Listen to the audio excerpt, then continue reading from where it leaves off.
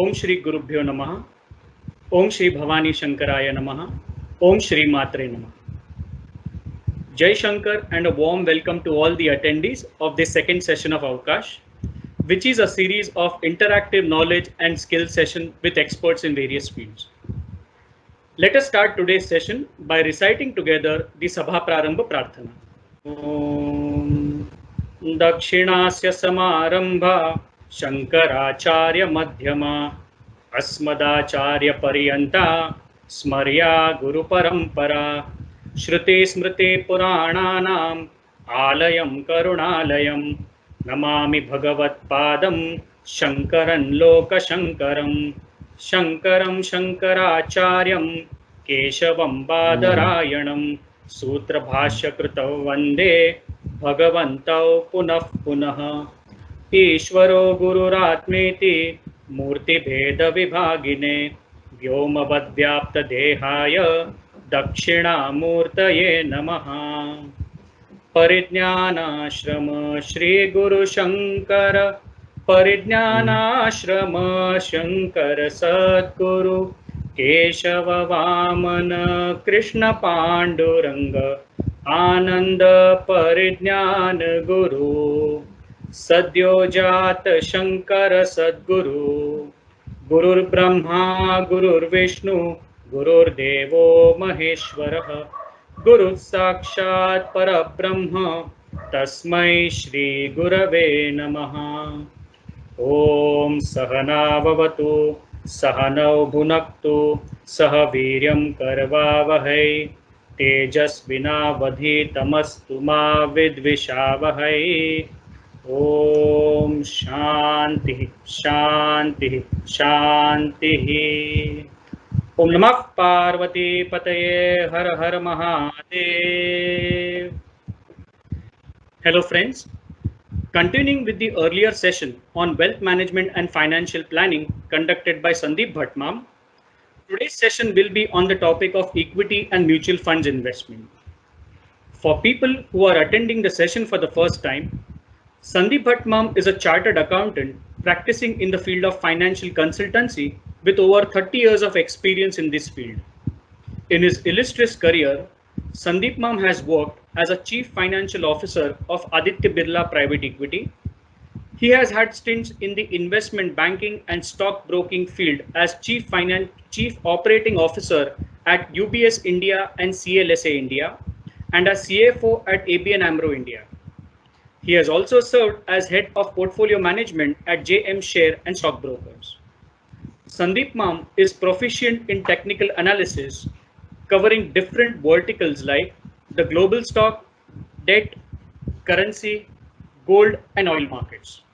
Based on this proficiency, every Tuesday, Sandeep Mam used to write a column for the newspaper, Afternoon Dispatch and Courier on technical analysis of the indices. Please join me in welcoming Sandeep Bhat Bijoor for the second session of Avakash on equity and mutual fund investment. Over to you, Sandeep. Jai Shankar. Thank you, Praveen Ma'am and Siddharth for arranging this occasion where the interaction with Yuvadhara, for example, I've done last time, and giving me this opportunity for doing it once again. And alone, the factors doing it on equities, which is one of the things which is my favorite topic. Now I go to the content section where I will run you through the items which I would be covering. First, definitely is the disclaimer, which I'll come to you later. The last time when this session was held, a lot of people, including students, did not understand a few terminologies used in the presentation or when I was actually speaking. So I've tried to cover some of those. Then what I would be including is an overview of the markets, the equity markets, the primary and the secondary markets, how to select companies, the inherent risk of investing in the companies, the beta and how to calculate the beta as well as the standard deviation, and the most important part of it, how to read the balance sheet in terms of going through the fundamental analysis, which includes not only the calculation of the intrinsic value of an enterprise. um, I'll give you examples, plus an example, live example of how this is done, and then how to read a balance sheet, which I was saying, not only from the point of view of the auditor's report, the notes to accounts, and more importantly, the ratio analysis, including the valuation, profitability, solvency ratios, liquidity ratios, and activity ratios. Uh, Thereafter, if time permits, we can also take equities, the technical analysis, sectoral analysis, selection and how to select the mutual funds, valuation and taxation of equities in terms of capital gains, and then an example of financial planning. Uh, so definitely the last section is do's and don'ts of investment, which I had posted last time as well. But I would first want to go to the presentation of the example, which I thought some people did not understand when I gave it last time, because it was a rush job. I want to give it in detail. Okay, so I'll go to it. The disclaimer first. The issue where the presentation does not seek to actually be a tool for trading or investing. And in the second para, as I've told you, the presentation nor the presenter takes any responsibility for the losses incurred by participants by following this presentation. You may ask any questions. So this exercise is not a forward-looking exercise where I would be interacting with you on how the markets will behave, uh, but just a knowledge basis on how to go ahead. Now you have 7.5% over 20 years.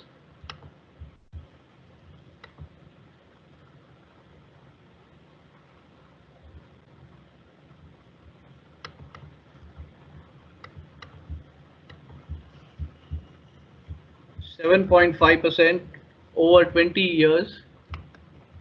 Okay, I have said 20 years. Now the future, I need 4 lakhs. Sorry, the amount which I should be receiving is 4 lakhs per month. And what is the future amount?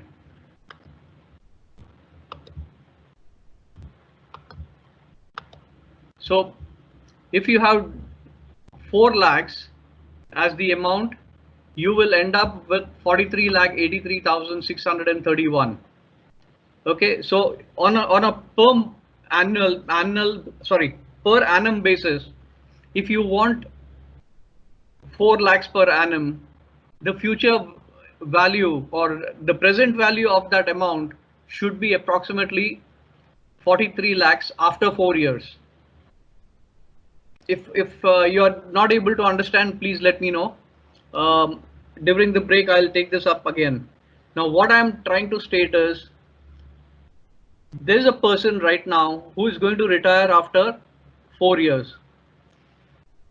After 4 years, what is the amount which he or she should have to get an annual return of 4 lakhs? We have just worked out that the annual return, for getting an annual return of 4 lakhs, the amount should be 43 lakhs. And by that formula, which is there on the screen, the present value, 7.5% for 20 years, you put 4 lakhs per, you want 4 lakhs per annum, and then you put 1, and you get this amount.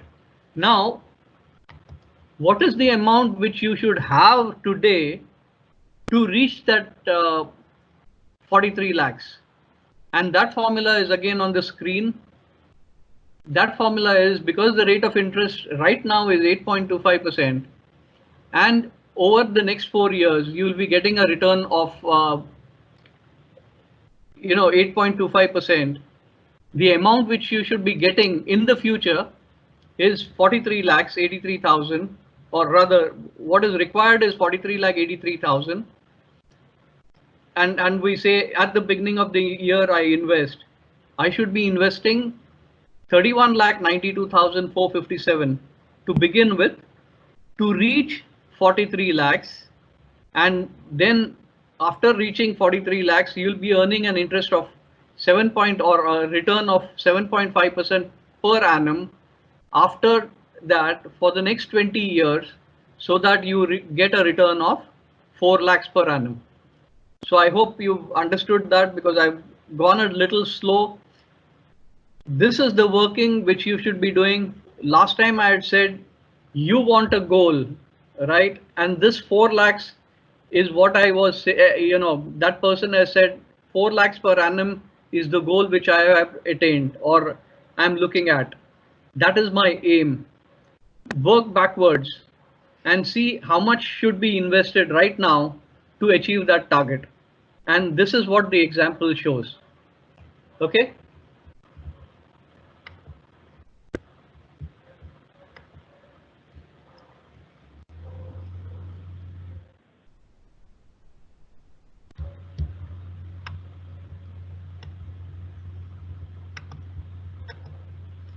Now in the contents, and I'm sure a lot of people have last time also given the feedback that terminology is something everyone might not be aware of, or might not be conversant with. So first of all, from the contents point of view, this disclaimer is very important from my perspective. I'm not giving out any, forward-looking statement from now on for you to go and invest in the markets. Nor am I saying, that the markets are going to go down or whatever it is. But the whole aspect of this presentation is for your knowledge, to find out what the implications of certain conditions in the market, the behavior of the market going into the future. But this will require years and years of experience for you to reach a point of scale where you will become an expert. But like, people have said, if I took 35 years, I'm still learning, because there are, this market is so dynamic that people need to change with the times and change with circumstances. So you need an advisor. If you are not conversant with the markets, please get an advisor for yourself, or you invest through mutual funds. Don't invest on a short-term basis, because you might lose money if you don't know the markets. Invest for the longer term. And last time I said, invest when you are young. Start investing when you are young. I'm repeating this only for your benefit. Now, to come to the terminologies used last time also, and this term also, it might be used. What is bullish and bearish? The markets are said to be bullish when the demand or the buy orders for the stocks or the asset class exceed the supply or the sell orders, and prices rise. So what is happening, for example, in the stock of Reliance right now? Reliance is bringing in a lot of investors. There's a lot of demand for geo investments. Demand is there. Till that demand is satisfied or satiated, you might see the prices of Reliance going up. And what happens in the reverse? In the reverse, markets are bearish when the supply increases or the sell orders increase for the class of asset and exceeds demand, and prices start moving down. So, even now you could see that. I'm giving you examples as well. For example, Jubilant Foods, or you have the airline stocks. During the period of the lockdowns, these are the two stocks which were impacted by the lockdown. There was a huge selling pressure on these two stocks. For example, Indigo as well as Jubilant, and prices went down. That's called a bearish outlook. And price and yield is something where you know, if in terms of equity, for example, now you have a dividend of say 20%. People might say 20% is a good return, or for example, Infosys might give a 100% dividend. Uh, is 100% the dividend which you are getting? No, but the actual yield for the dividend actually is 100% divided by the price. You know, whatever is the amount you receive, divided by the price of that share in the market as of the current date, and that will be your yield. So the yield in percentage terms might be much, much lower than the 100% dividend, which is on the face value of the shares. So it's different from um, dividend being on the face value against the dividend which is on the current value of the asset. Beta, I'll come to it later, but this is a very, very important aspect in fundamental analysis, and it depends on, it's an important element in the stock analysis because it measures risk in a stock or in the stock portfolio. It not only evaluates the risk associated with a particular stock, but also used to evaluate the expected rate of returns and the discounted cash flows. Okay, so beta, and I'll come to that later because I have not only an example but the formulas for that. MF means mutual funds. Equity is an overview, and part of this slide I have mentioned earlier. Equities primarily have two, classes. One is a private limited company where there are not more than 50 shareholders, or a public limited company which it might not be listed. Okay, that also will have less than 50 shareholders. But then the issue is that the problem there is the listing will take place based upon an offer document which is called the DRHP, and they go out in the market, and a lot of investors, including institutions, including FIIs, including domestic institution and retail investors, invest in that stock.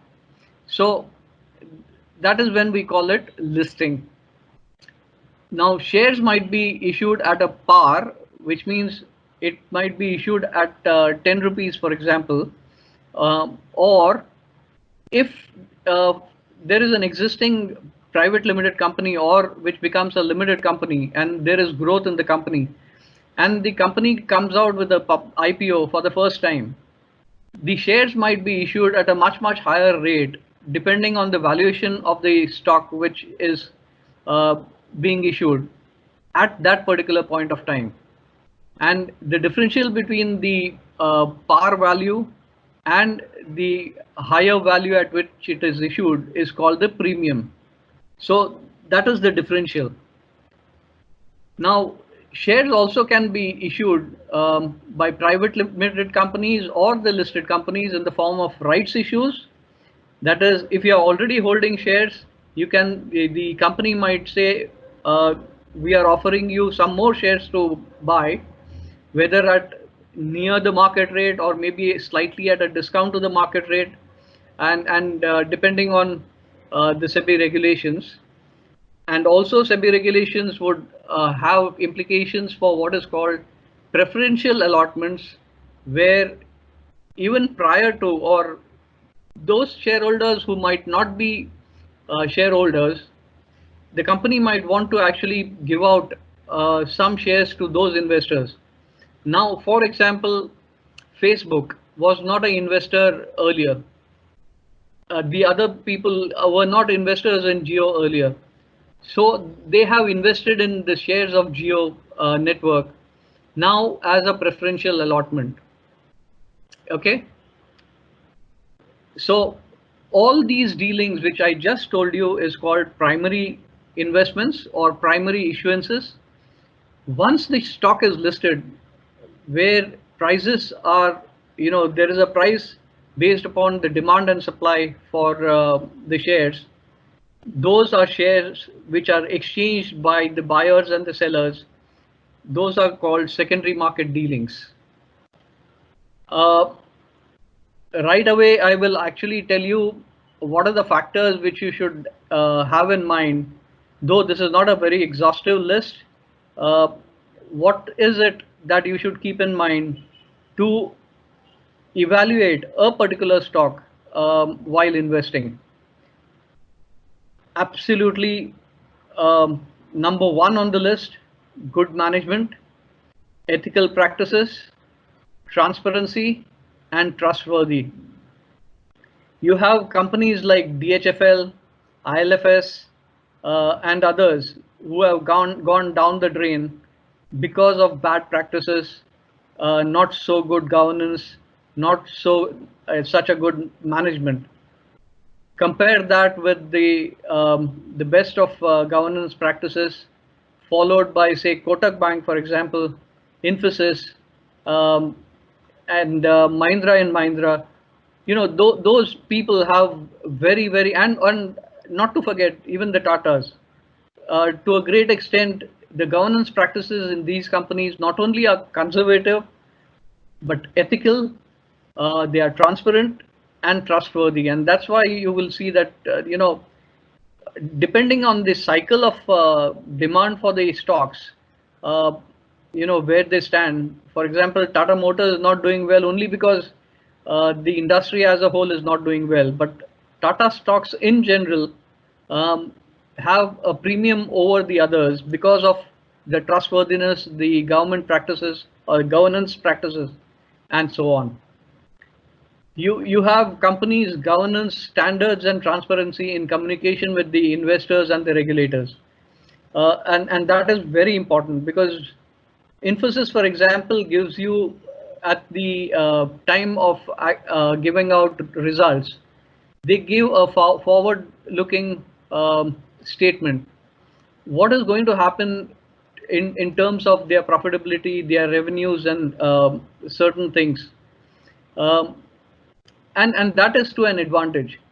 Infosys has always been conservative in giving out such directions, and from the point of view of the most recent ones, because of COVID, most of these companies have not gone and said we are going to get so much of revenues, or we are going to get so much of profit or so much of growth.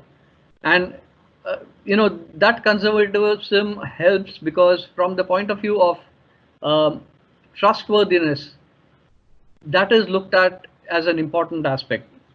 Now, this is for the investors as well as the regulators. The other things which obviously should be looked at is profitability, consistent growth and its prospects in the future, innovation and disruption, dependence on products. And dependence on products means, are they into only a single product? Reliance was in a single product earlier, and they are now diversified because they now are not only into oil and gas, but they have diversified into retail, they have diversified into telecom and things of that sort. So that is one more aspect: dependence on products, and whether they are in one jurisdiction or geography. It is quite possible that people in Mumbai or in Maharashtra might suffer a lot right now because of COVID, because of the lockdowns which are coming in. How spread out is the network of business which a company has is also important. Most important aspect other than that is the relationship between employees and the suppliers or the vendors. If you don't get your raw material, you're going to be in trouble. If the employees go on a strike and refuse to work for you, you'll have problems. So that is also very important. Now, the other aspect which I said, prospects, and this is in line with those prospects: pending orders on hand and pipeline of orders, and its relationship with the customers. And this again is very important. Your relationship with the customers, whether they'll give repeat orders or not, is something very important. So your quality, your assurance on quality is of utmost importance, and that will get you repeat orders. Last but not the least, um, everything depends upon your valuation. uh, and the valuation is most in all these circumstances depend upon comparative multiples. And I'll come to that later. Then the intrinsic value, and people had asked me to, uh, you know, tell them what is meant by intrinsic value and how to work that out. And any immediate listing prices for similar sized or sector companies. In terms of a private company, for example, if there's a deal which has happened where an investor has invested in that company, that could also be uh, called price per share, can be considered as a comparative for another transaction of a like size of a similar company in that space, in the same industry. So these are the things which you should look at. Uh, Again, I'm saying this list is not exhaustive, but these are very important aspects which you should keep in mind. Let's come to what is, I just told you the same multiples are used to compare stocks in the secondary market as well.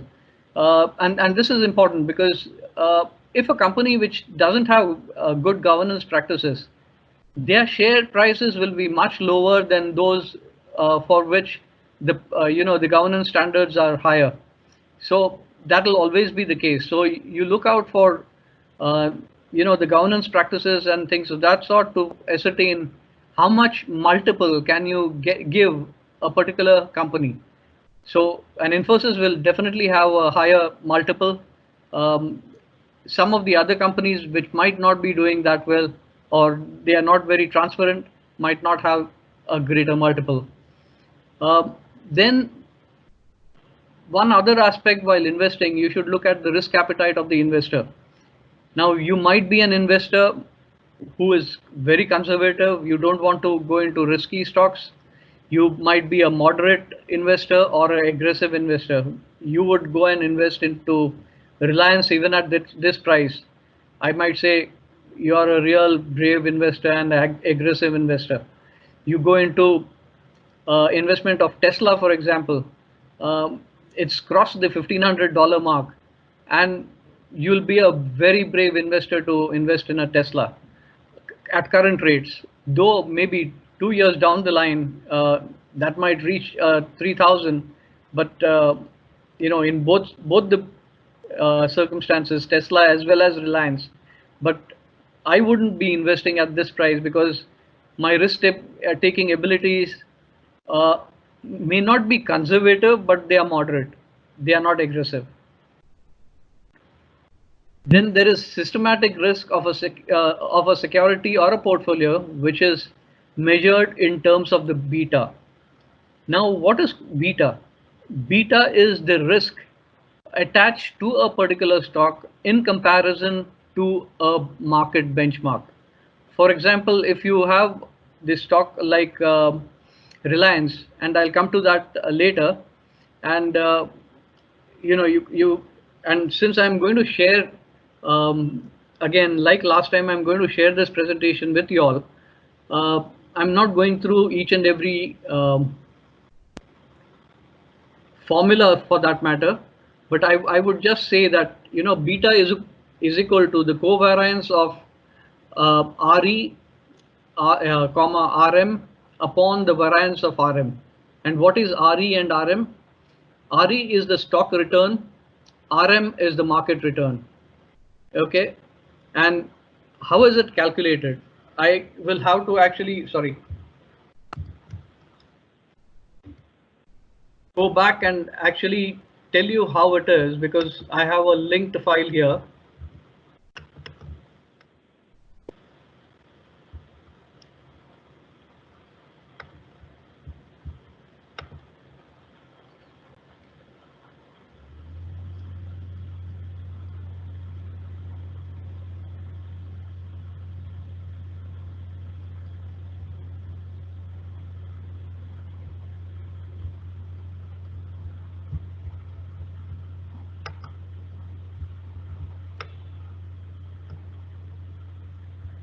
Uh, here is an example.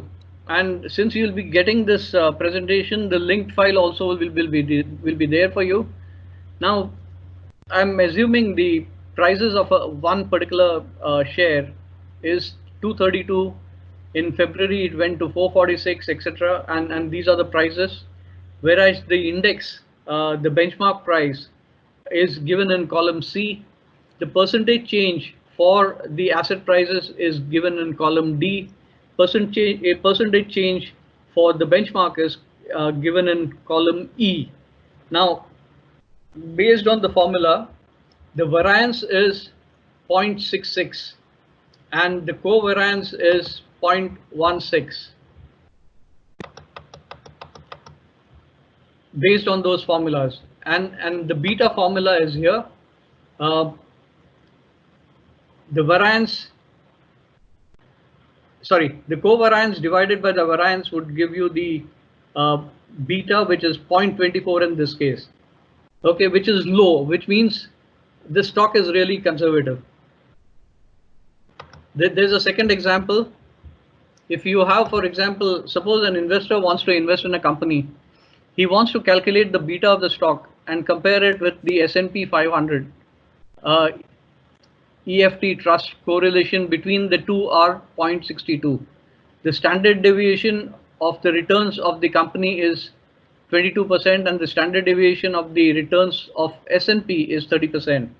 Now, I will slightly go back to the presentation itself to tell you what I'm looking at. Beta is equal to the correlation between RA minus RM into the standard deviation of E and upon the standard deviation of M. So if you have these details, you can work out the beta again. So I'm giving you the methods A and B where you will be able to calculate the beta, and that is one of the things which is there. So what I'm having right now is you have the correlation, you have 0.62, the standard deviation of one of the companies and the S&P, and the beta is calculated by that formula which was given out in the presentation. 0.45 is the beta. In example 3, and this is also important from the point of view of the risk-free return. Now, if the risk-free return is 5% and the stock return is 10%, the market return is 12%. The return on risk taken on the stocks is equal to the rate of return minus the risk-free return, which is 10 minus 5 is 5. Now, return on risk taken on the market is market rate of return minus risk-free return, which is obviously 12 minus 5. Now, how do you work the beta for that matter? Beta is calculated using the below formula. Return on the risks taken on the stocks upon, or I would say it is nearly the same thing as what we had seen in the previous example. Return on risk taken on the stocks upon return on risk taken on the market, which is 0.71. Okay, that is example 4. And I won't go into this. You can have a look. Otherwise, we'll run short of time. What I also want to show you is, okay, this is the same thing.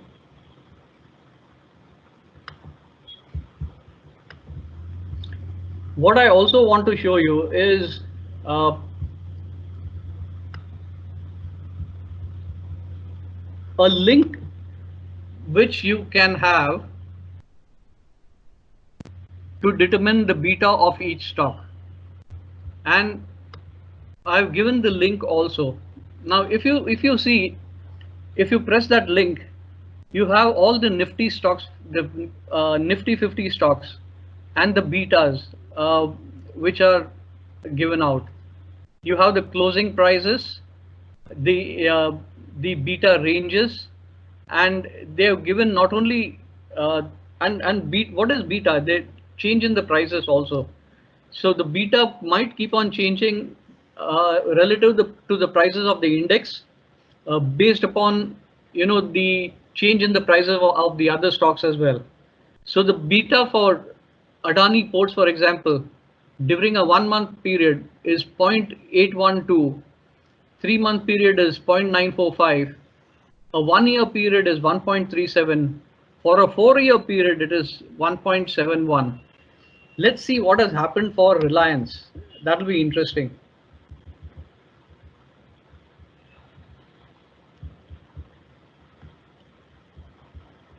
Reliance, for the 1 month period it is 0.754, and over a 4 year period also is 1.08. What does this mean? In fact, the beta has gone up. The prices have gone up, but the only thing which has happened currently is the price of the stock has gone up substantially only lately. So the beta, the compensation of the composition of the prices of Reliance has gone up only lately. So you would have the beta which is a little lower right now compared to what it was if in the case of Reliance, for example, over a 2 year period or on a 2 year fortnightly basis or a monthly basis. Sorry, okay, this is monthly 4 years.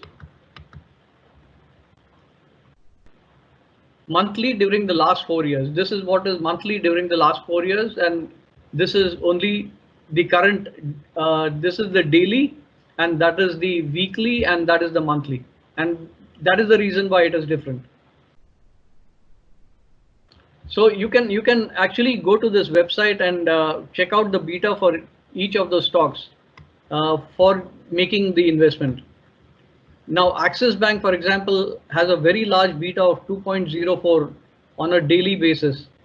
What is it on a monthly basis? It is 1.61, or on a monthly basis 1.42. So you look at the beta, which you calculate the beta on that basis and check out how risky that portfolio is. If your portfolio is with a beta of say 1 or approximately 1, you are considered safer than if you have a beta of say 1.5. If the market starts crashing, you will be at a risk of losing money, because the stocks which you are holding are high risk stocks and they might go down very, very fast. Whereas if they go up beyond what they are, you will make a lot of money. So it depends on your risk taking abilities, whether you want to take that risk or not. So you calculate the beta of not only the stocks, but also on your portfolio. And how do you do that on the portfolio? I'm telling you again.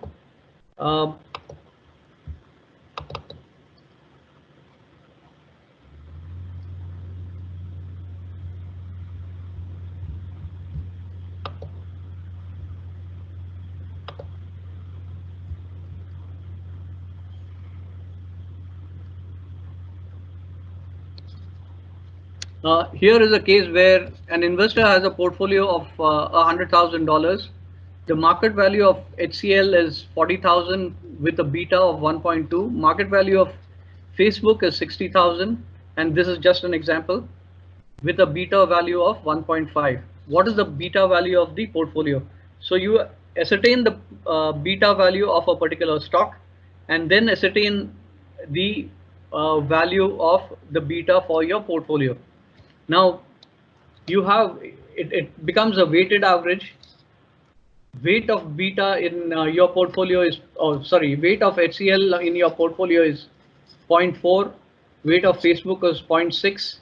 The beta for your portfolio will become 1.38, right? The reason being the beta of Facebook, which is higher at 1.5, and you have a larger quantity of Facebook at $60,000. So obviously the beta will be higher than the 1.2 for HCL. So it's a weighted average which you get, and that is how you calculate the beta on your portfolio.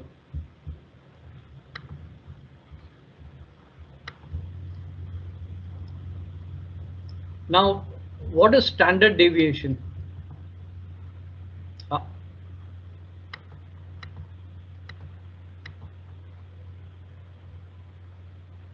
the standard deviation, which is also called sigma, is a measure of how spread out the numbers are and nothing else. Uh, uh,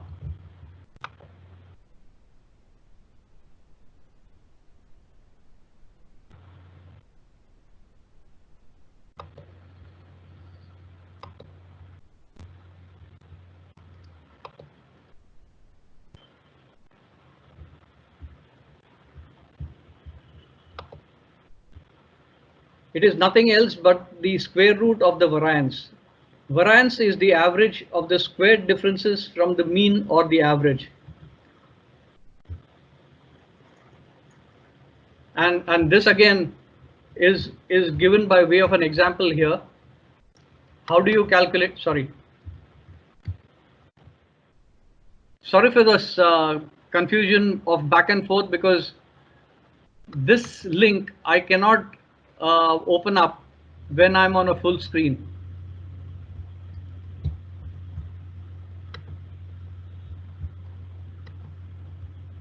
Now, how do you calculate the standard deviation for these things?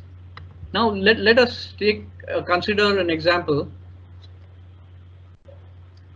Now there are several different stocks and the prices. For example, one is 600, one is 470, one is 170. Okay, the average mean, that is out of these five, what do you get?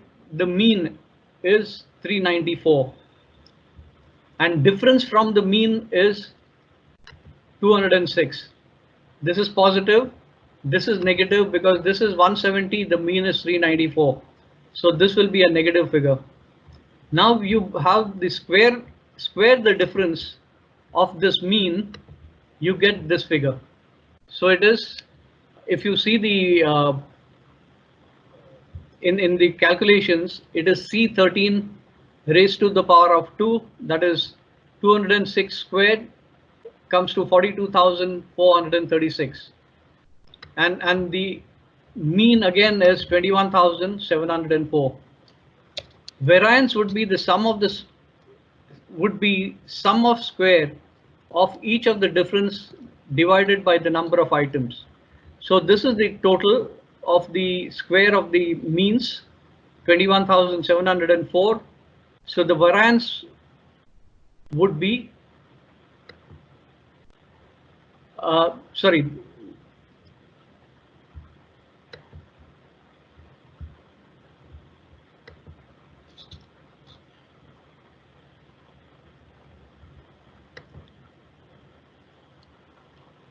this should be actually here.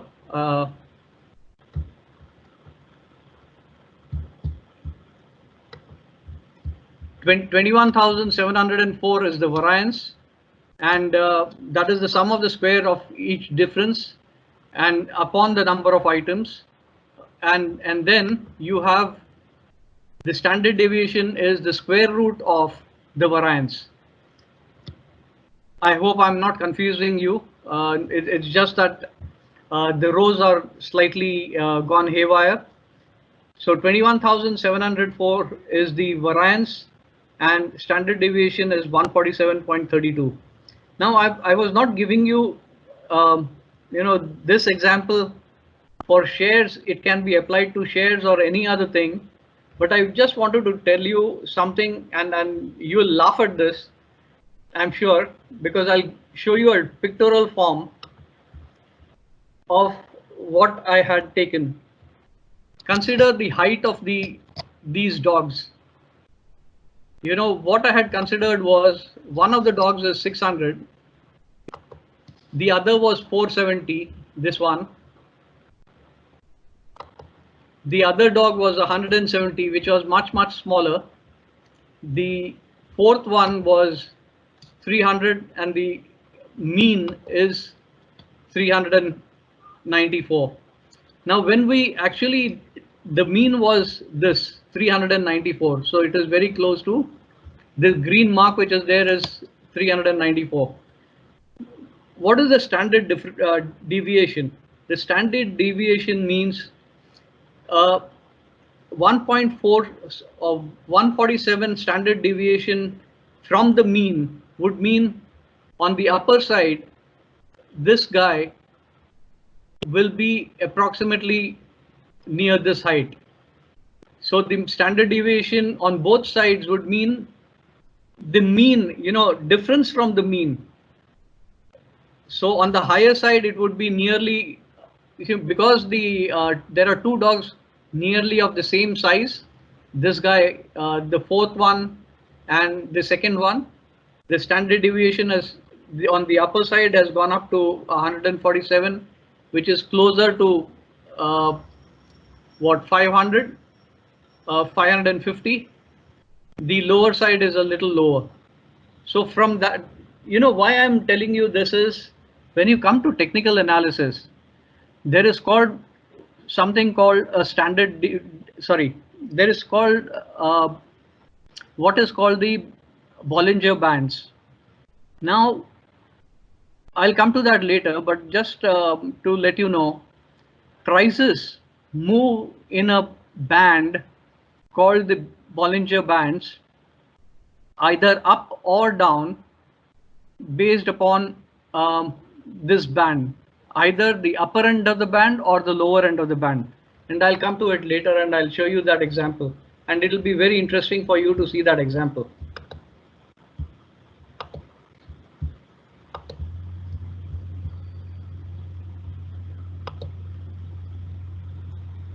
Now, coming to equities proper, the analysis of intrinsic value. Intrinsic value is, nothing else but is derived from what is called the weighted average cost of the capital, which is also called WACC. The cost of the capital metrics is used by companies internally to judge whether a capital project is worth the expenditure of resources, and by the investors who use to determine whether an investment is worth the risk compared to the return. So, for example, what does this mean? It means you can actually have a look at it from the point of view of the secondary market as well as investment in the primary market as well, or private equity players who want to actually acquire stocks of a limited company which is not listed yet. So they will go into the growth stocks which are not listed. They will invest, say, 4 or 5 or 6 years prior to the listing itself. They will give the money to the private equity, or rather the company, by way of an investment to see that there is growth in that company. And the mutual benefit for them is the company will go, the investors also will benefit by way of increase in the value of their shares. So that is what is meant by the private equity players trying to invest in the companies which are not listed. And this is where the slide is. So those category of investors either they are called alternate investment funds. So there is category 1, there's category 2, there's category 3, and all these are regulated by SEBI through the guidelines which came in. The new guidelines which stated that the minimum investment now should be 1 crore. It used to be only 5 lakhs under the regulation 1996. The other thing which has happened is only recently have they increased the amount of the threshold for investment in portfolio management schemes from 25 lakhs to 50 lakhs as well. So I've just, I've already told you what a private equity player is. They invest prior to um, achieving the goal of listing of a company. Coming to fundamental analysis and what is intrinsic value.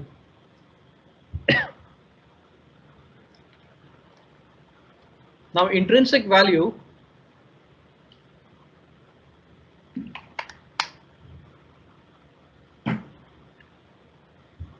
and this is very, very important from the point of view when you are calculating ratios as well.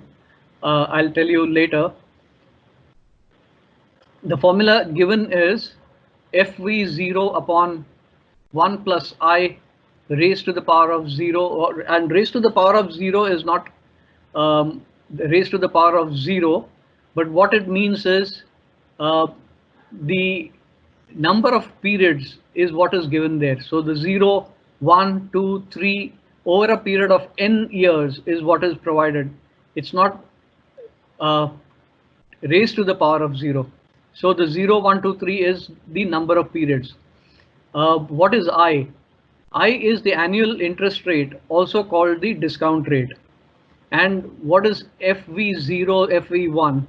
That is the net cash flows, inflows or outflows for the jth period with the initial present cash flow is equal to 0. So you start from now as if I'm saying year 2020 is 0, 2025 may be 5 years. How do you work out your present value or the intrinsic value? And how do you then convert that intrinsic value into what is called the enterprise value? So FJ, what is FVJ or FV, cash flows? Cash flows, how do we arrive at the cash flows? It is EBITDA into bracket 1 minus tax, and that is because there is an element of tax flows also. We need to consider that, plus depreciation, because depreciation is not a cash outflow at present. So depreciation is added back, and amortization as well. Increase in working capital is deducted, and that is because any increase in working capital means outflow of cash. Then increase in capital expenditure also is reduced because it means a reduction in cash for that particular period. Then you have minus debt repayments and plus fresh debt raised. So that gives you the cash flows for a particular period. I will actually come to how the cash flows are worked out, and by way of an example. Now there are several variations for calculating the intrinsic value formula for different financial instruments, whether it be bonds, stocks, derivatives, or complex products such as structured products. But the most standard approach is similar to, and again I said, discounting. What is discounting? Which I said, the annual interest rate is also called a discounting rate. So the standard approach is similar to the NPV or the net present value formula as mentioned above. Now I'll come to the examples itself.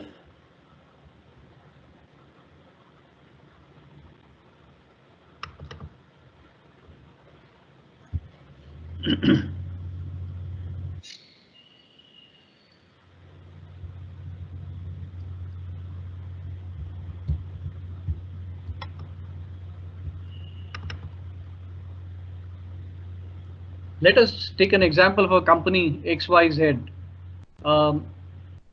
which is currently trading in the market at a price of 40. Okay, per share at rupees 40 per share with 60 million shares outstanding. An analyst intends to predict the intrinsic value of the stock based upon available market information. The prevailing required rate of return expected by the investors is 5%. On the other hand, the free cash flows of the company is expected to grow at 8%. So the projected cash flows over a period of time is given in the row 15. This is what it is. Now, how do we work out the terminal value?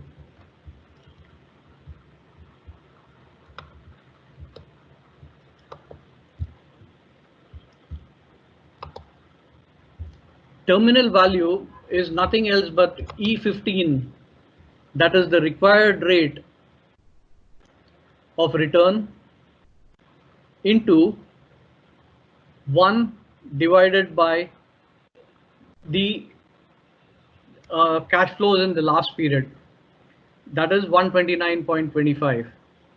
So the terminal value is calculated by the formula.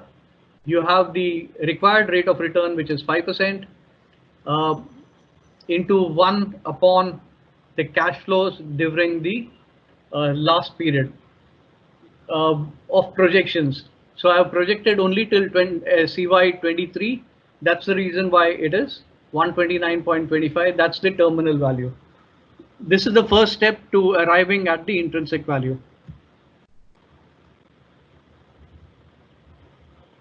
So this is the terminal value. What is the intrinsic value? The intrinsic value is derived by that formula which I just showed you, which is cash flow for each of the periods divided by 1 plus the interest rate, which was 8%, right? B10.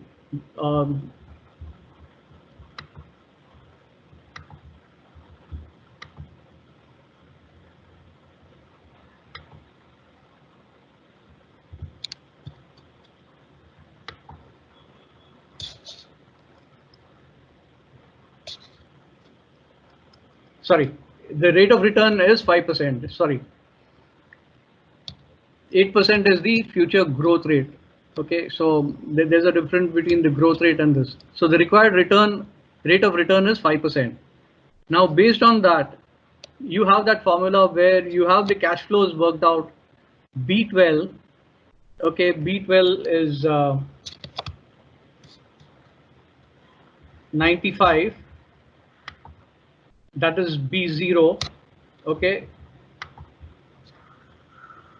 into divided by 1 plus B10, and so on over a period of time. So $95 plus 102.6, 110.81, and so on. You get the cash flows there, based upon which you have the intrinsic value for the company. You add up all the cash flows during the period which is projected, and it is already discounted. That is the present value of the amount which you are going to get over a period of 5 years.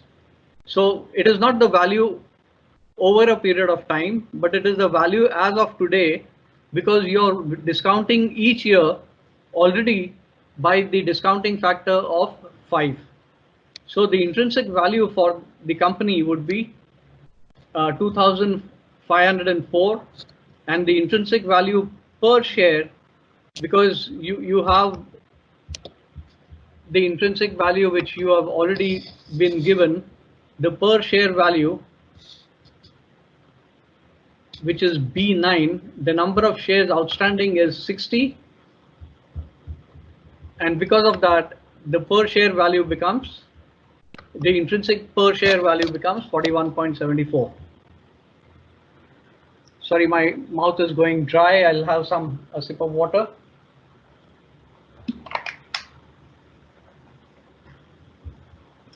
So I hope people are understanding this. If you have questions, you can ask me later. This is one of the things which I showed you. Now, I'm coming to one more the example, and this is a live example. This is of a company into mushroom manufacturing. Currently the situation is not all that good. They are into losses.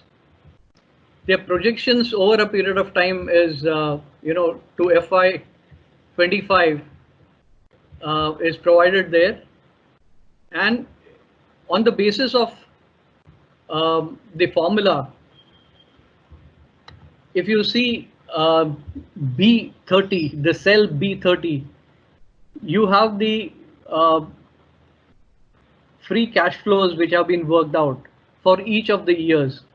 So it is 17, 532, 706, and so on. Now, on the basis of that, you have the terminal value which is calculated.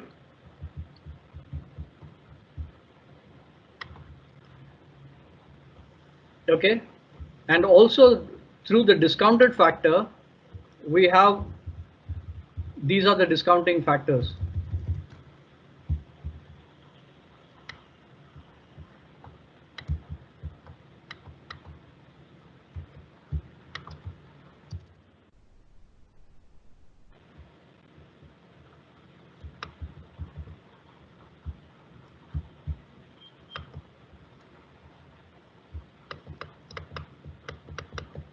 Based on this, what happens is the net present value comes to 98 crores, but out of this 98 crores, you have to deduct any debt which is there. So you have, what is the enterprise value is 98 crores.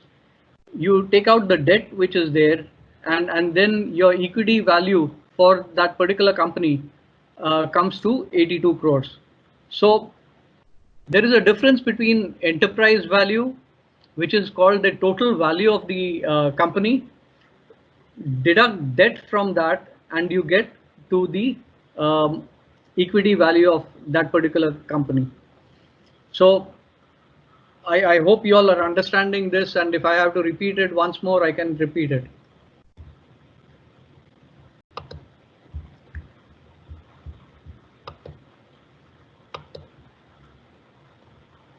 Now, in fundamental analysis, it's 12 o'clock, okay? In fundamental analysis, what is required to be seen, the auditor's report, and this is what I had said, how to read a balance sheet. And how to read a balance sheet starts from reading an auditor's report. Now, the auditor's report is a written letter from the auditor,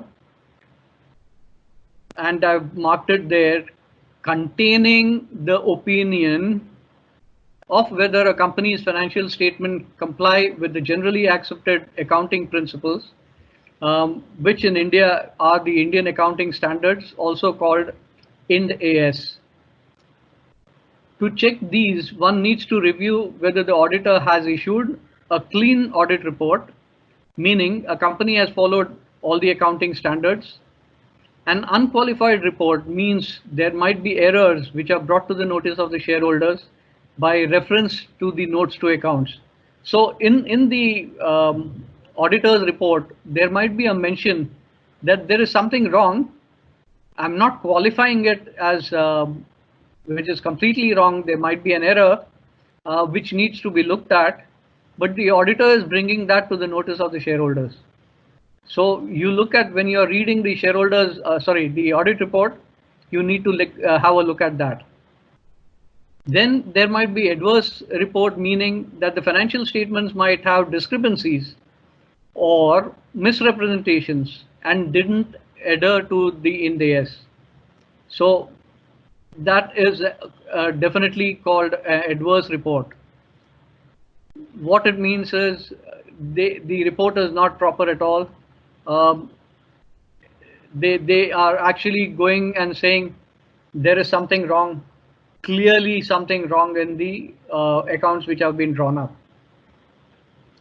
The last also is important from the current angle, because a lot of, even the likes of PwC, KPMG and the others, which are the top 4 audit firms, have started doing this practice.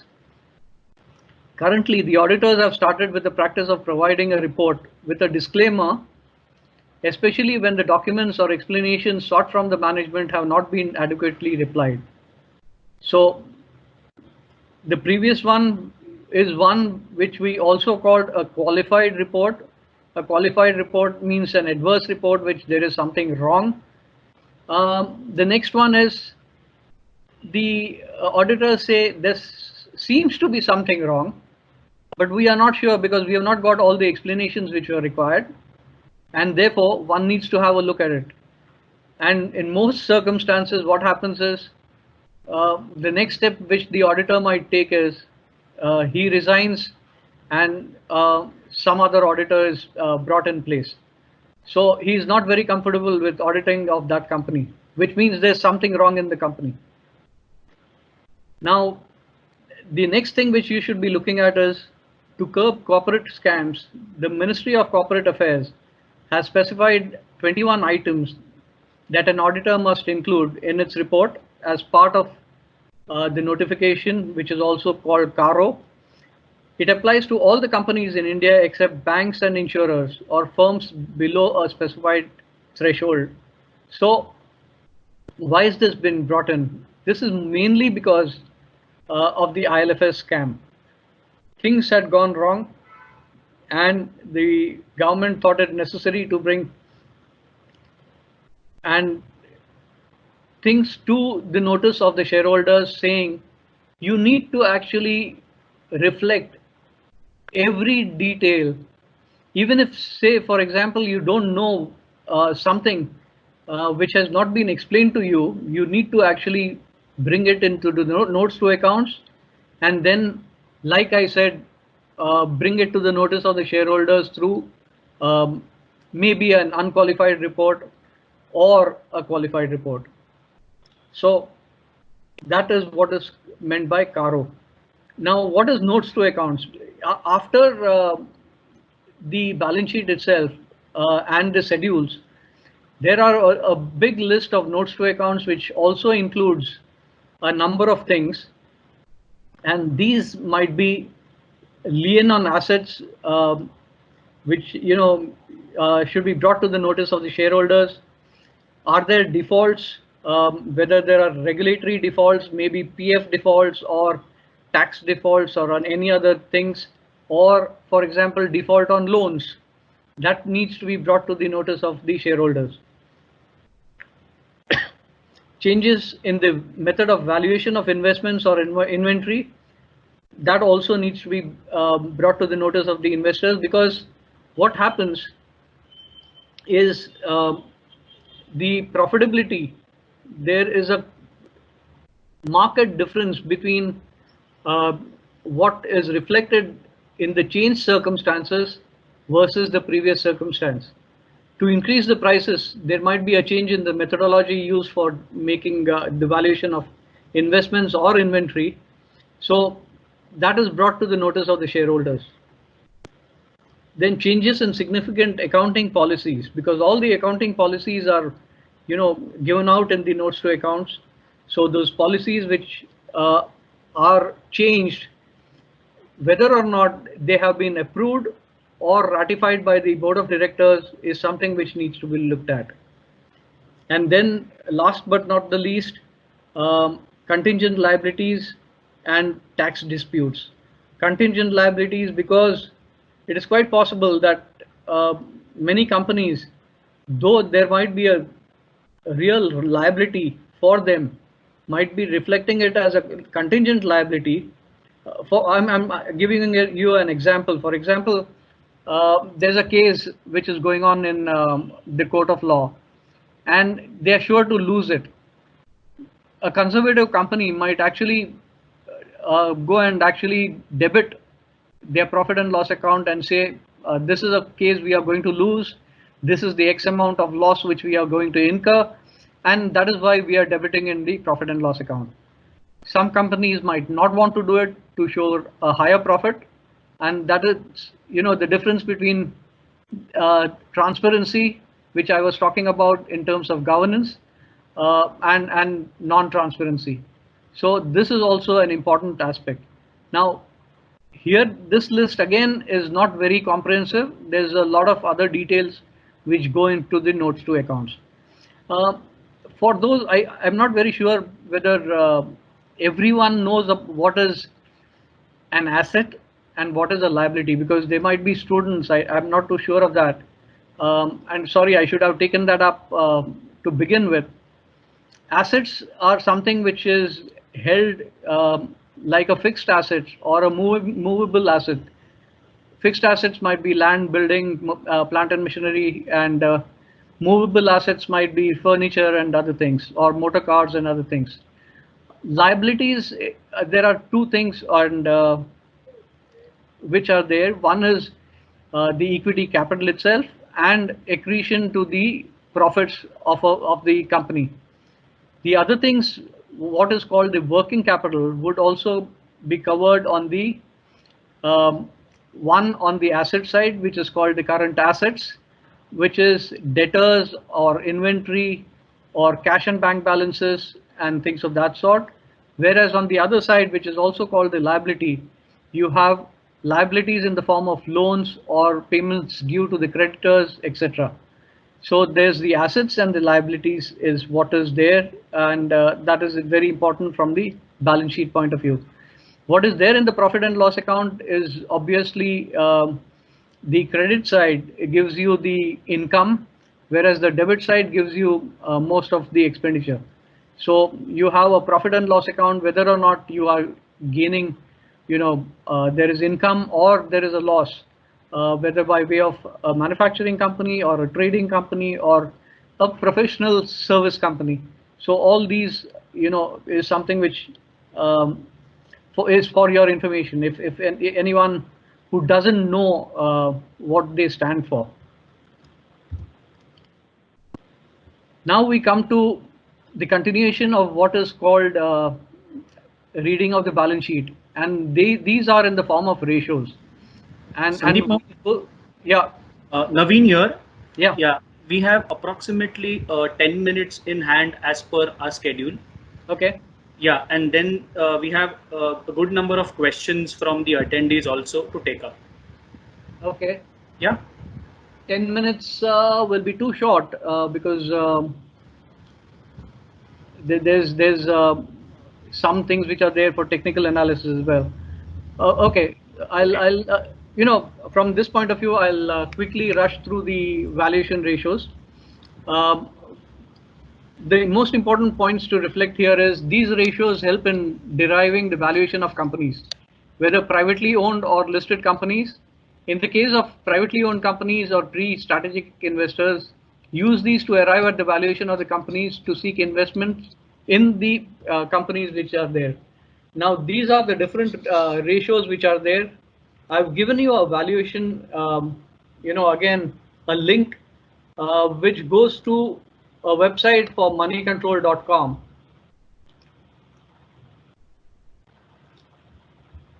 Okay. Now, if you see what is there, there's valuation ratios. In my slides, I have given the actual formula for those ratios. If you actually click this one and you go down, you will see the book value per share of the different companies. Okay, so these are some of the things which you will be able to see by clicking on that link. You can actually change this. What is the EPS? What TTM means is trailing 12-month period against what is a 12-month audited period. What it means is, suppose you start from say July of last year for a period of 12 months. Um, that is because if we are in July right now, it will be August to July this year. So it is 12 months starting that period to now. So EPS, how much is it now for these companies? Book value, EPS, and other things is reflected here. So I hope you understand this, and you'll be able to actually utilize this to the full, because you have all the links in your hand to provide with all the information which is required. Now, the next one is profitability ratios. This again, if you have, and I'll tell you what it means actually. These ratios help derive performance indicators for each of the companies, performance indicators as to the profit and loss for each of the companies for estimating the future growth of trajectory. Okay, and these are the ratios which are there. Uh, you have the profitability ratios similarly by way of a link.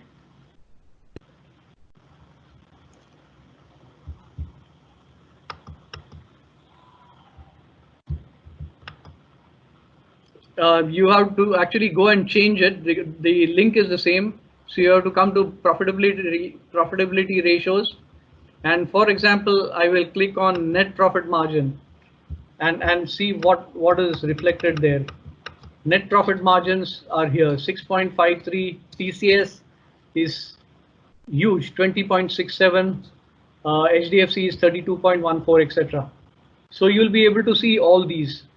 So this gives you what is their margin, net profit margin, or margin on a gross profit margin, etc. Solvency ratios show you, um, you know, the based on the profitability ratios and deriving cash flows. The solvency ratios show you how much liquidity you have in hand, and is there a cash crunch which is likely to come in. Which only would mean increase in the debt levels of the company. So it is not good from that point of view. Uh, Lesser the liquidity, less greater the problem, and that is one of the reasons you should have a look at this ratio.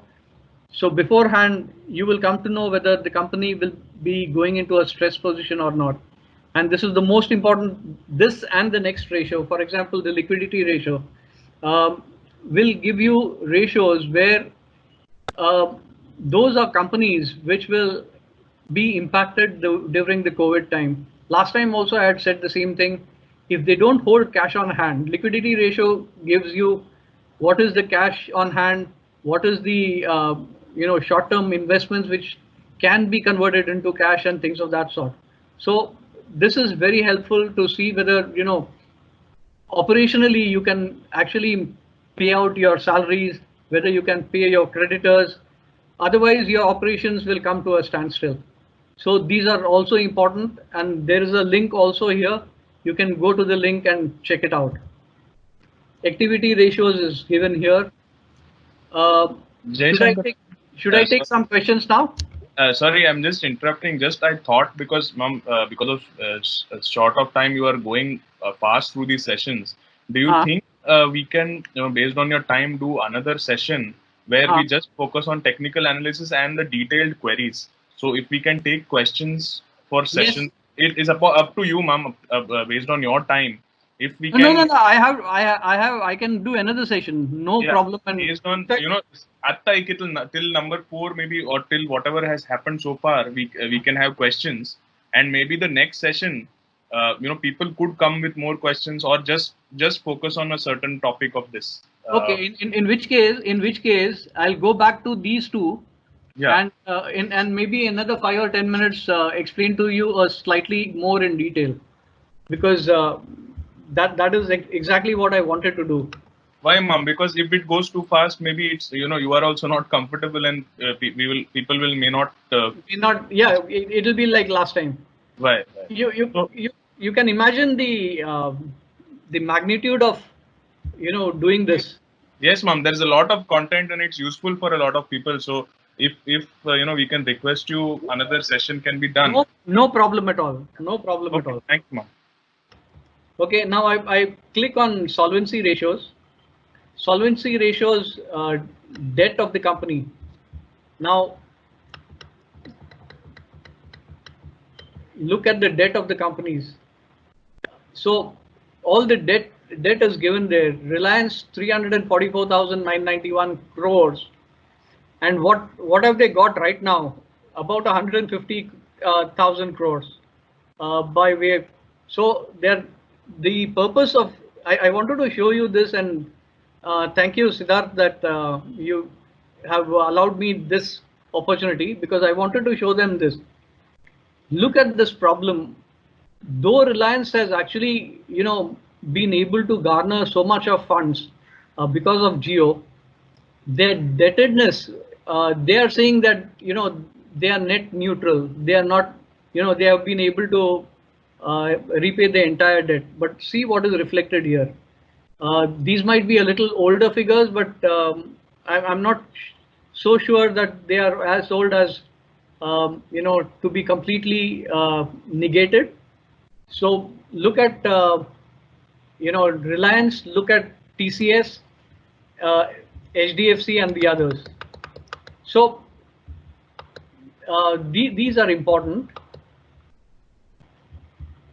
Interest coverage ratio is something which is also important. Look at interest coverage ratio, which is interest coverage ratio is the amount of profits divided by the interest which you are repaying. So, for example, Reliance is much better than Bharti Airtel because the debted, which only means the debtedness of Bharti Airtel is much more, and the capacity for Bharti to repay their debts is lower. So their interest is high, and this is of course something which you will all be aware of. Not only Bharti but Idea also was in the same league. Idea is still in maybe in defaults or may become completely bankrupt. Bharti is trying to survive somehow, and that is how things are reflected here. So liquidity ratios, the interest factors is also very important. I will go to the liquidity ratios.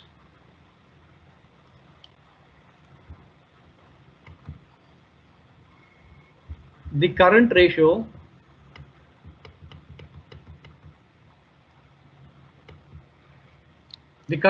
for Reliance is 0.63 versus Airtel. The current ratio, and higher the ratio, the better it is. The only problem there is that in the circumstances where this current ratio is normally 2:1. Sorry, debt equity ratio should be 2:1. The current ratio can be higher or lower. The only problem there is higher the current ratio, it could provide an indication that you are sitting on a lot of current assets as well as cash on hand or other things, and your liabilities are current liabilities are lower, which means you are not utilizing your current assets and current liabilities as best as possible. So I would say I tend to correct myself. The lower the current asset ratio, the current ratio, the better it is. Okay, now I think I won't go any further because I'll start taking questions. The first question: when investing to earn an annual amount of rupees 4 lakhs, Yes. eventually time value of money and inflation comes into play. Correct. How do we take care of inflation? See, you then have to actually, if you took that 8.5% return, right, and the 7.5%, sorry, 8.25 and 7.5% return, which was considered in that example, you have to actually adjust that to get the real rate of return. So if okay, so the two examples go together. First, what I do is I assume my rate of return is say 8.25. Then I discount it with the inflation factor. I bring down the rate. No, I say the rate of return is, after the discounting factor, my rate is much lower. So, my expectation has to be that my that factor has to be much, much higher. So it can't be 8.25%. It should be, say, something like 15% or so. You look at what I did actually. From 8.25%, I made it.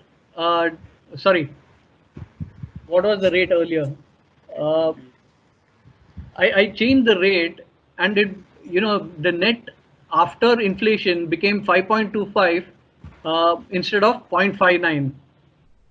So what you need to do then is you aim for a higher rate of return, and that is one of the reasons why we keep on saying younger you are, the better it is to put it in the equity market, because the rate of return from the equity markets are generally higher than the debt markets.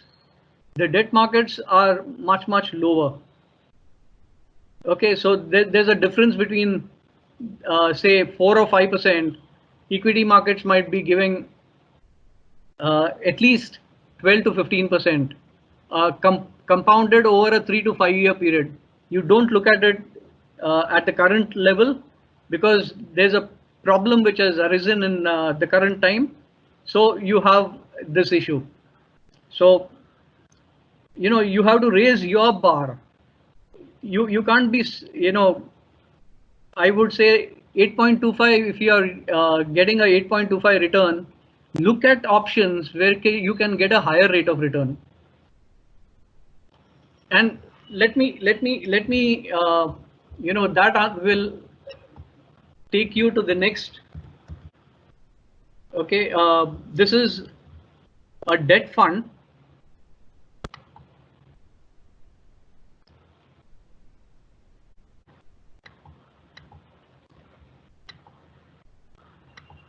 This is a link to what is called the value research online. Okay, now if you look what is there on the screen: IDFC Government Securities Fund, investment plan, regular plan. The launch date was December 2008. What is the 1 year return? It is 14.37. Now investment advisors will have to be glued to the conditions in the market to tell you, boss, you don't invest in equity because the markets are falling. You invest in this fund. And why invest in this fund? The holding in this fund is mostly government securities. Look at the top holdings for this fund. Everything is in Government of India securities. And what has happened is, in a regime, and last time also I had told you, and even this morning I told you, when the interest rates are going down, the yield goes up. That is, the market value of these bonds go up, which means the mutual funds are making a larger profit.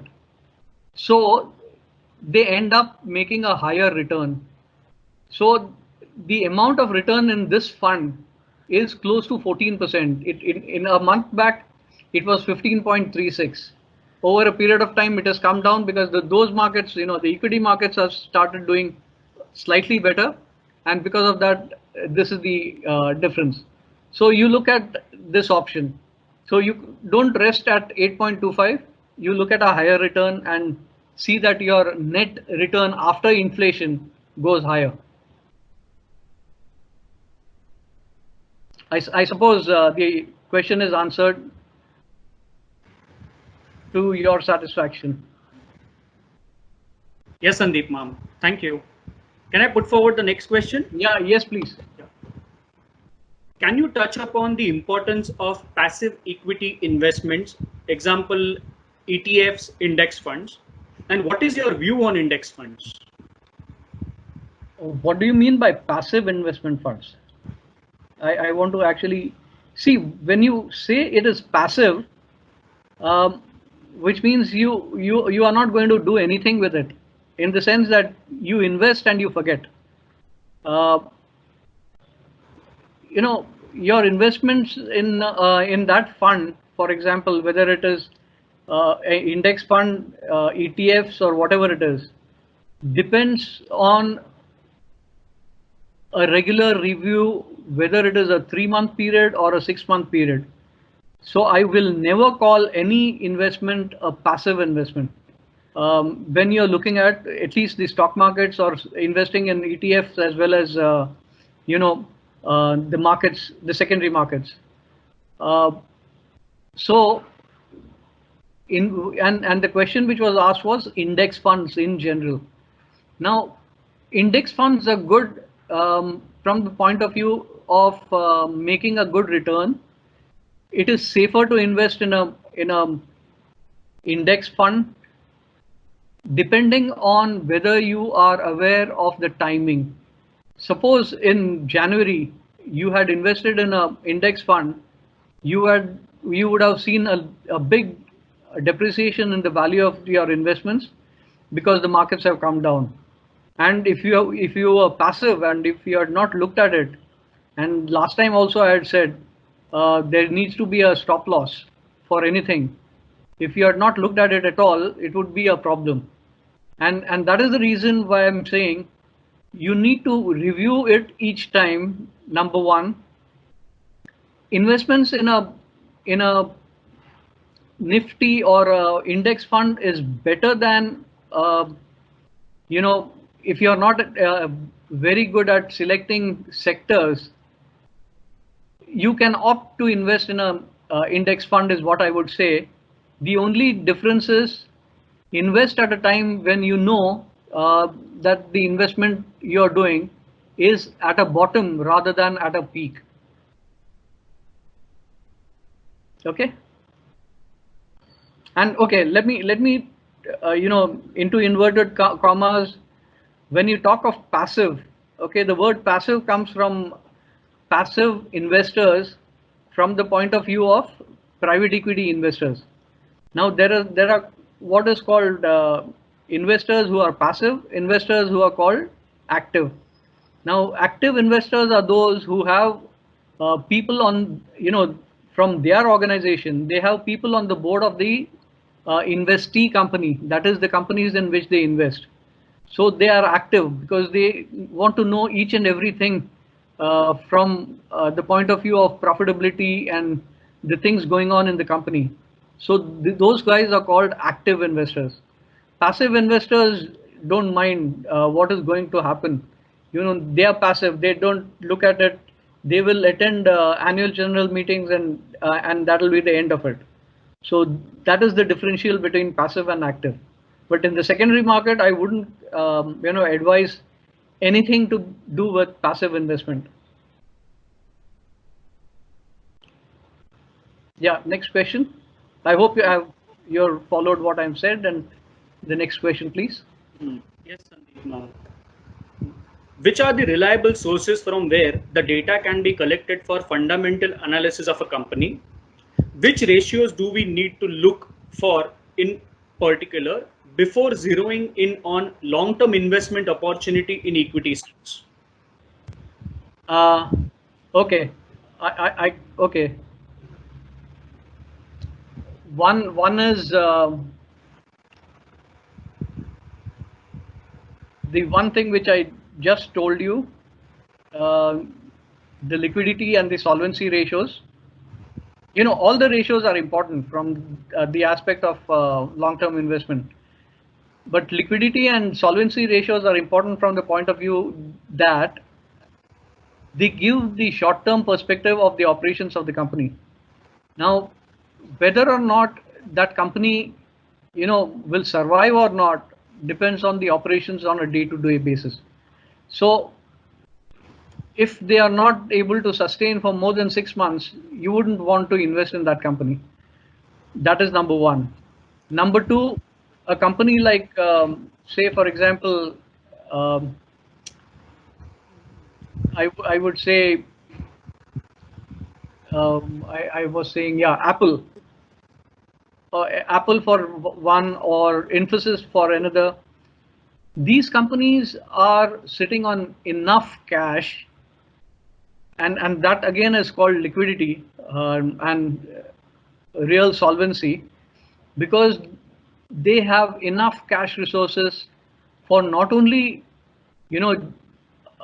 carrying on their activity, but in the longer run, they can acquire some other companies and grow.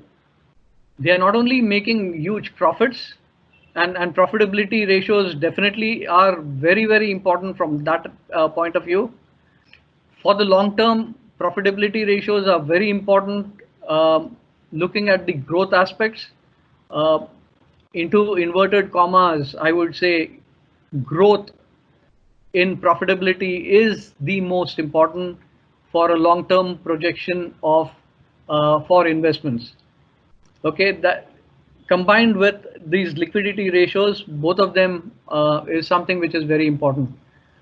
Now, what is the other ratio which one would look at? The other thing is the debt equity ratio. If there is huge debt and you are not able to service that debt, and you then go into deeper and deeper trouble, you will have problems. And that is one more ratio which is very important. The next question, Sandeep ma'am. How does one compare price earning ratio with an industry standard or a peer company? Whether a high deliverables percentage certainly mean that the market is assuming a long term position on the stock. Market positions, the last part of it would mean, are there many players who have invested in that stock, and you know is there a large huge demand on that stock? uh, I will answer it this way. Possibly, if that is the case, these guys would have some inside information, because I always say that the market discounts the prices. So some people in the knowledge of information might be having positions in the stock, and they are looking ahead, and they are aware that something is going to happen, maybe a bonus issue, maybe a buyback scheme, or things of that sort, which is likely to increase the prices. That is number one, and that is the last part of the question. The first part of the question, I would say, uh, in terms of what are the factors, the factors in general, uh, in comparison to the peer levels, is not generally uh, the private. The P ratios don't depend upon they purely depend upon the demand and supply for the stock. Secondly, it also depends upon the um I would call it the liquidity position of that stock in the market. And by liquidity, I mean, if the promoter is holding, say, 80% of the stock, and the retail investors hold only 20% of the stock, there's going to be huge demand for that stock. So because there is not liquid stock in the market, always you'll have demand if or supply. If the markets are going down, you'll have supply or demand, depending on the circumstances.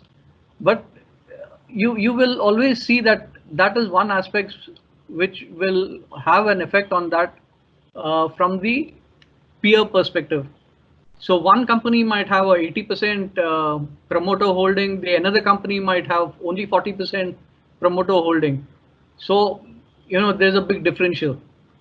The one with the lower retail participation, the rates might be higher.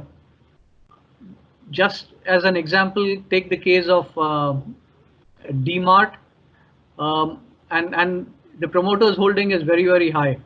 They have now been selling so that they are at a reasonable situation. That is number one. Number two, the comparison between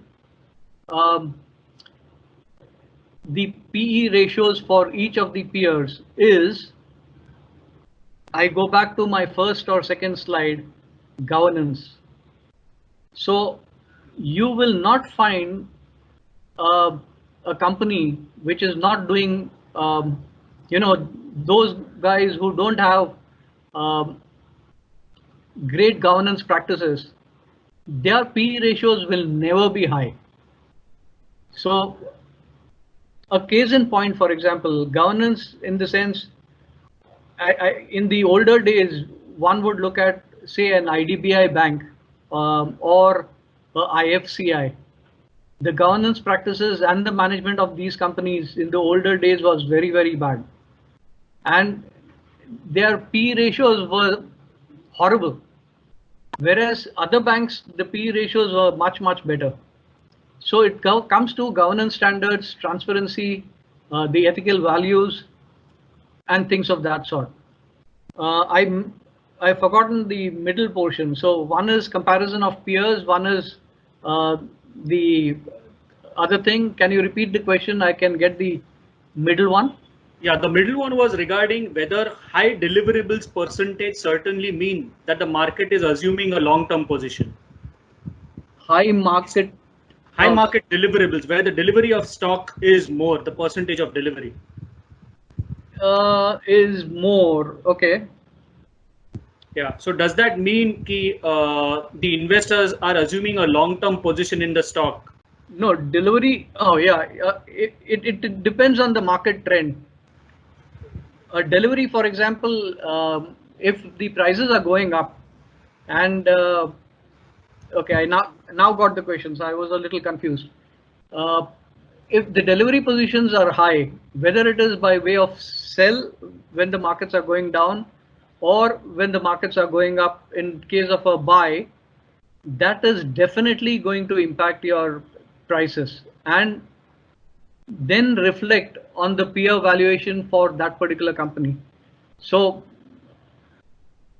again, as an example, I'll give you the example of Reliance as well as BPCL or HPCL. Look at, I don't think they are very comparable, but still, to some extent, the comparison you can have where the demand for the stock for Reliance is much, much higher. The volume of trading in the stock for BPCL or HPCL is not that much. So when the demand is high, forget about Reliance now for a moment. Any stock, if the demand is high for that stock, it will always move higher. When the demand or the supply is high, so the first slide which I said, bullish and bearish. Bullishness will be there when there is delivery in the market, where there are a lot of people who want delivery in the market. They are picking up delivery in the market. And on the other side, if people are delivering stocks on the supply side and the stocks are going down, that means people want to get rid of the stocks and the prices will be depressed. Moving forward to the next question.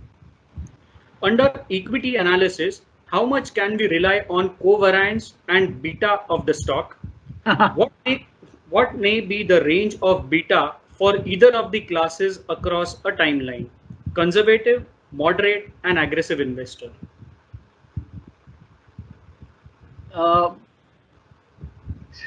Okay. Beta is something which is, which may be in a range, say between 1 to 2 for a very aggressive,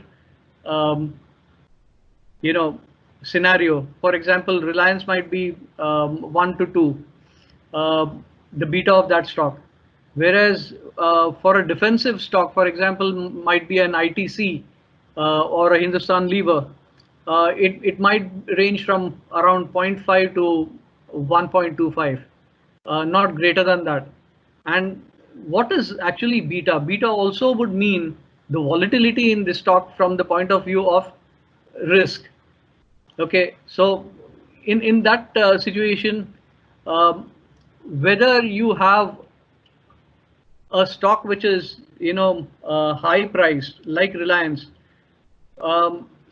having a larger beta, it would definitely impact your holding compared to a stock which is a lower beta, where you have Hindustan Lever, which is moderately, from the beta levels, it is moderate, but the investment is over a longer period of time. That is the differential between a high beta stock as well as a defensive or a not a conservative but moderately conservative stock. Um, I'm not sure whether I'm able to answer that question properly, because it's a bit complicated from the point of view of movement. Right. I'll tell you why. From beta analysis, that is not a problem at all. But in terms of fundamental analysis, okay, the problem is when you take the interest or the discounting factor into consideration, it is very, very subjective. I might say that you should take a discounting factor of 8, and someone else might say you should take a discounting factor of 5. Uh, that changes the perception on that changes the calculation altogether. So Correct. fundamental analysis is something which, though people follow fundamental analysis, I for one look at fundamentals as a backup to the technical analysis. Only for this reason, because you're not very sure what should be the discounting rate to arrive at a particular, whether it is beta or variance or covariance or whatever you want in terms of even for example, a intrinsic value.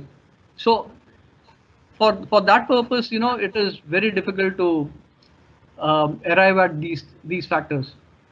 So whoever has asked the question, it's a very good question, but I hope I've answered to the best of my ability. Yeah, Sandeep. No. The next question: how is the extended internal rate of return (XIRR) percentage calculated? Why is it more important than an absolute percentage? Right.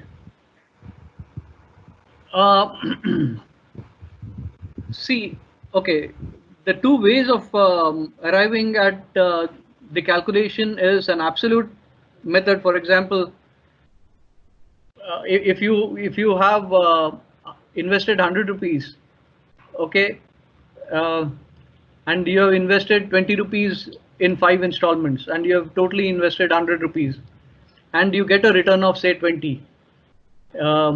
Now your absolute return is 20, and which means it is 20%. Your absolute return is 20%. That's very, very high. You will feel that, oh, that's great. But you forget the fact that you have invested over a period of time. That is in 5 installments in different stages. XIRR has these elements where if you go and do a calculation on XIRR on Excel, you'll see the difference. You have 5 different numbers, add them up, and you give a 20 rupees, you will have a 20% straight return. Whereas you give a particular date and the amount invested for all those 5 investments, and then take an XIRR for that investment, it will be much, much lower, because the last investment is done much, much later. So the interest rates, the XIRR over a period of time will be much, much lower. And okay, let me tell you this once again, and this is for your knowledge as well, because XIRR is computed mainly by investors of who invest into private equity. So private equity investors don't put their amount or invest their amount in lump sum. There are drawdowns. There is what is called drawdowns. So they invest when a drawdown notice comes to them. It might be 4, 5, 6 installments. So if they have committed 1 crore, for example, they might be investing at 5 different times. One might be 15%. After a year or so, they might invest at say 20%, and so on. So XIRR gives you the computed return on an average, the return over a period of time and not the absolute return. So that is what they want to arrive at. So absolute return is something which is, they will say, oh, the fund might want to say, I've given you an absolute return of, 40%. But in XIRR terms, it might be much, much lower. Okay. Okay. Out of the last three questions for today's session, the first one, how can one invest in NASDAQ? Are there any restrictions for a retail investor? Should an individual look forward to making such investments?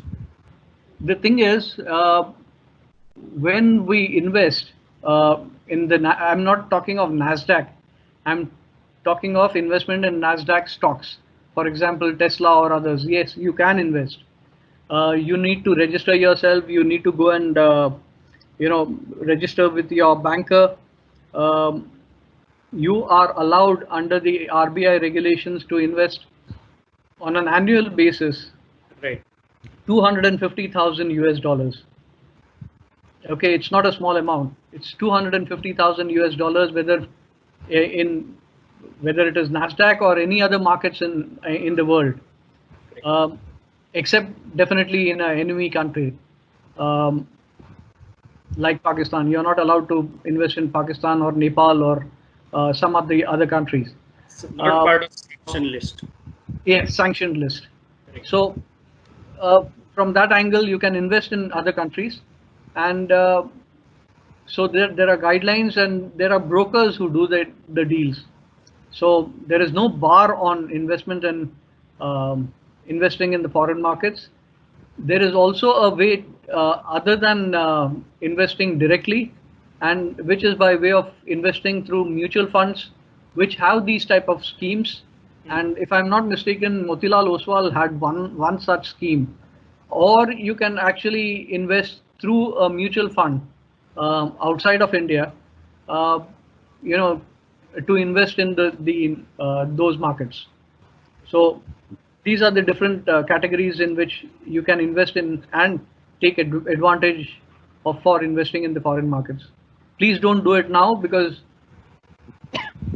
they are gone off the roof. I'm particularly scared of Tesla. It is showing movements which are I have never seen in my life. Okay. Next question, Sandeep Ma. How do Yep. we control? How do we control the psychological aspects like temperament, patience, greed, fear, etc., while investing in equity markets? Great question. Um, and to answer this question, I think I will go back to the thing which I said initially. In terms of greed, okay, everyone is greedy. Yes, I know. But if the markets start going down, uh, you need to be absolutely sure uh, to have a stop loss, because if, for example, I'm taking the circumstances as it is today, in today's market condition. The last time when I had taken this session, I had said markets likely to go to 10,550 levels. It could possibly go to 11,000 levels, but we are right now sitting at around 10,700, 800 levels. Sitting at these levels, the market might turn anytime. So greed, I know, people might say, uh, you know, you have lost an opportunity to invest in the markets, because if the markets go up, if you had told me that you had not told me not to invest in the market, I would have invested in the market and made money. But in the reverse, if I go and invest in the market today and the markets slide tomorrow, then instead of cursing me, you will be actually, blessing me, saying the markets is, happened what you had told me. So greed, of course, is something which is always there. But then, from the point of view of greed, the only factor which will help you is patience. Greed and patience go hand in hand, because in that case, you will have to be absolutely sure that if you're making losses, you have invested for over a 4 to 5 year period, when the stocks will come back to its original position, because they definitely won't, um, you know, be stuck at the lower positions. So greedy, yes, it can be greedy, but you should have the capacity to hold on to your positions for the next 4 or 5 years. So that is all I would say. In terms of patience, you need to be very patient in the market. The thing is, and this happens, I will tell you, when everyone starts approaching me when the markets are down, and say, should I be selling off in the markets? Um, that really started happening around even the 8,000 levels. You know, Oh, I met people from my society downstairs, the members of my managing committee, and they started asking me, should I, somewhere around 8,000 to 8,500 levels, should we be selling your shares? I said no, not at all, not at these levels, because I was looking at definitely the 9,800 levels initially. So from that point of view, I said no, definitely not. But I told them I will tell you when to get out. And then when it reached a stage when they were nearing 10,550, I said, okay, now you can slowly and steadily knock off your positions. So okay.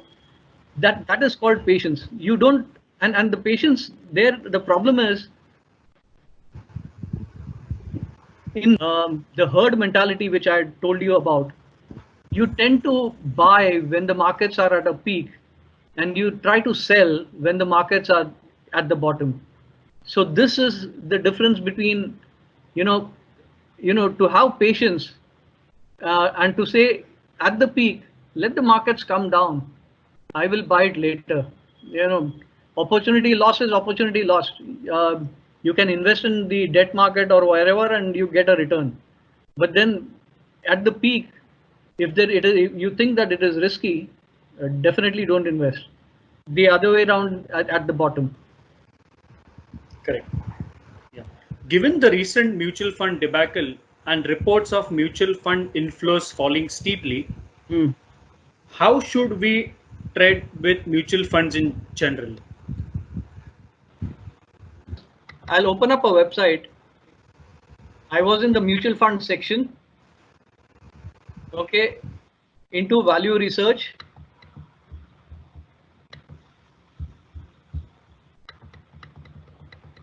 and this is what you get: top rated funds for your needs. You can evaluate your different, for example, aggressive growth funds. If you click there, you have all these funds with a return perspective. Which one is doing well and which one is not is given out there. So, for example, Access Midcap Direct is giving you a return of 9.35%. Look at the others. Small cap is giving only 1.23. HDFC small cap is giving minus 18.46. And if you see here, and if you can see the cursor where I'm going to, if I change this to a 3 year period, it's changed from 9.81, and see the HDFC small cap direct from minus 18% over a 3 year period, it has lost only 3.3%. Now change it to 5%, 5 years. over a period of 5 years, HDFC small cap has given a return of 6.47%. So this is how you evaluate it. So in fact, in my analysis also,